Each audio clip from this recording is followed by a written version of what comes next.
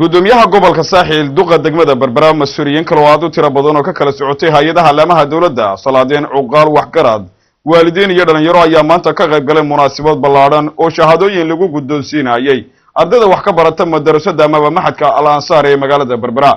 munaasabadan oo ahayd mid si weyn loo soo agaasimay isla markaasina ay sidoo kale ka soo qayb galeen culimada kala duwan ee magaalada Berbera ayaa waxa halkaasi hadal ka soo jeediyay mas'uuliyiintii munaasabadaasi ka soo qayb gashay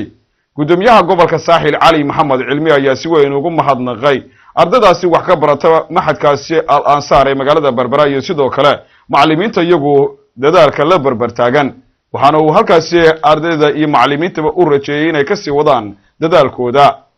meelaha asaasiga ah ka mid tahay annaguna haddii la yiraahdo wixii ka dhinaaday wixii kale waan la garab taaganay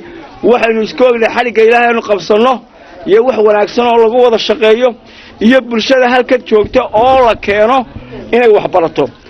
waxa kale oo isaguna halkaasi ka hadlay gudoomiyaha golaha deegaanka Berbera Cabdishakuur Maxamuud Xasan Cidin ayaa waxa uu tilmaamay in ay ka qayb qaadanayaan horumarka madrasadaasi sidoo kalena ay ka taageeri doonaan adeegyada ay madrasadu u baahan tahay qoyska ay afar qof ka shaqo tagaan afarta qof waxay soo shaqeysteen noloshii guriga hadana bedeli karido wadeen karasa waxa xaga laga haystaa dawa cibaadada la'aanta laga haystaa haddaan Ilaahay caabudno oo aynu diintiisa ku dhaqanno adduunkeenu wuu xasilayaa adduunkeenu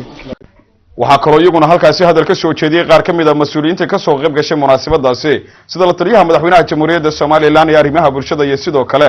salaadiin cuqaal waxgarad iyo waalidiin tiro badan oo dhamaantoodba si weyn ugu mahadnaqday maamulka iyo mas'uuliyiinta madrasada Al-Ansar sidoo kalena ugu mahadnaqay horumarka ay madrasadaasi gaadhay sanadadii u dambeeyay hayeen isla markaana ay madrasadan u noqon lahayd mid camiran oo ay ka soo baxaan arday xifdiday Quraanka Kariimka ah